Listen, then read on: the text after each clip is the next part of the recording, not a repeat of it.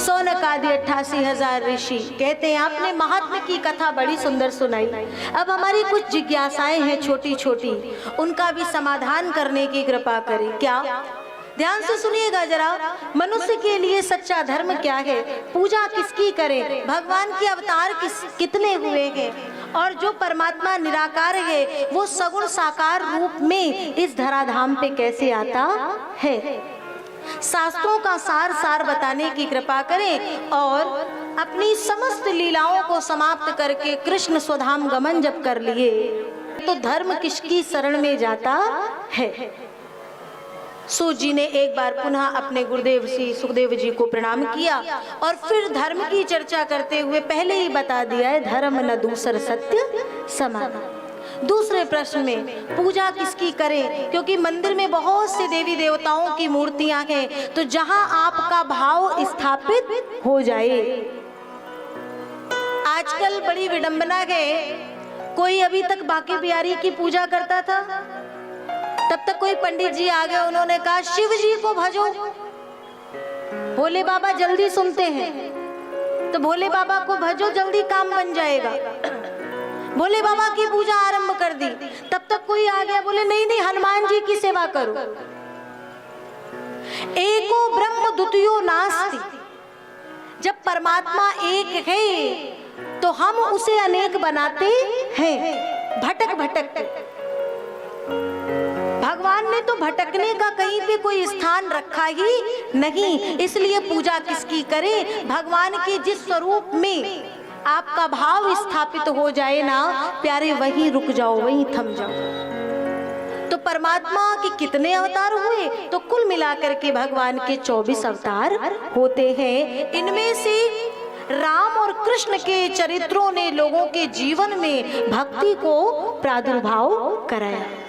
राम कृष्ण दो एक हैं, अंतर नहीं निमेष।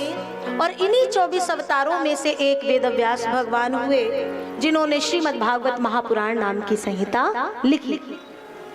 भागवत ने भागवत क्यों लिखी?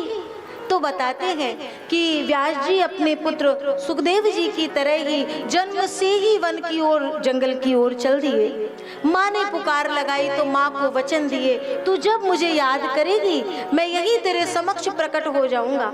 और वहां से गए बद्रीनाथ धाम में सम्याप्रास नाम का आश्रम बनाते हैं और वहीं पर अपने मन को अंतर्मुख किए हैं। आगे की स्थिति, कलयुग की स्थिति देखे हैं। जीवों के कल्याण के लिए एक वेद को 4 भागों में विभाजित कर दिए, 17 पुराणों की रचना भी कर दिए। सब कुछ करने पर भी वेदव्यास जी के हृदय में कहीं शांति नहीं हो रही है। कहीं मुझसे कोई भूल तो नहीं हो गई, गलती तो नहीं हो गई, कोई संत मिले जो मेरी भूल का भान करा दे। श्री नारद जी का आगमन हुआ है। नारद जी को मन की बात बताए।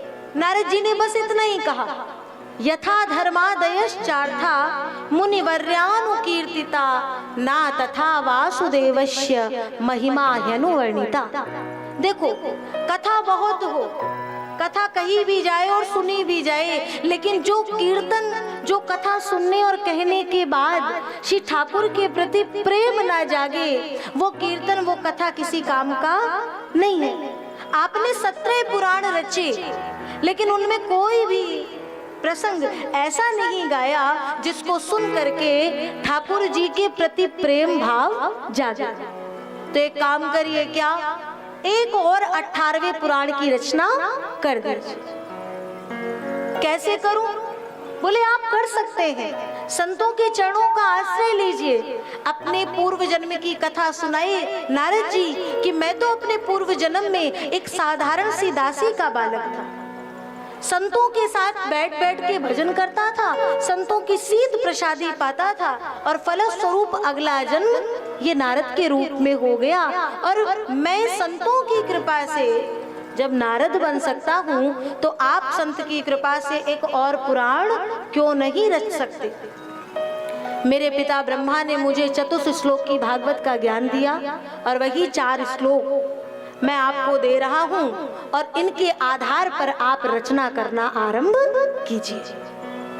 नारद जी वहां से चले गए। उन 4 श्लोकों को व्यास जी ने लिया, मन को अंतर्मुख किया, मन में लड्डू गोपाल का दर्शन किया और 4 श्लोकों के आधार पर 18,000 श्लोकों से परिपूर्ण श्रीमद् भागवत महापुराण नाम की संहिता की संरचना कर दी। लेकिन रचना तो हो गई, परंतु इसका प्रचार कौन करेगा? तो जिसे जन्म से माया का संसर्ग ना हो, ऐसा कौन है? ऐसे एक तो विश्वनाथ, दूसरा हमारा पुत्र सुखदेव। लेकिन सुखदेव तो निराकार को भजने वाला है, साकार की कथा कैसे गाएगा? तो प्यारे कुछ श्लोक शिष्यों को याद करा दिए और गौचारण के लिए शिष्य जब जाएं तो वो श्लोक वहां गाने लगे। क्या? वरहा पीडम नटवर वपुः कर्णयो कर्णिकारम बिभ्रद्वासः कनककपिशं वैजयन्तीं चामालां रन्ध्रानवेणुरधरसुधया पूरयन् गोपवृन्दैः वृन्दारम्यं सपदरमणं प्राविशद गीतकीर्तिः। भगवान के अधर पर सुंदर मुरली है, बंशी है और वैजंती माला धारण कर रखे हैं और सरकार इतना सुंदर स्वरूप है जो सुनने में इतना सुंदर लग रहा है, वो देखने में कितना सुंदर होगा। सुखदेव जी ने सोचा एक बार के लिए निराकार को छोड़ देता हूँ और साकार की पूजा आरंभ करता हूँ, लेकिन साकार मुझसे माखन मांगेगा तो मैं कहाँ से लाऊंगा? मैं तो जंगल में हूँ, वन में हूँ। तो शिष्यों ने दूसरा श्लोक आरंभ किया।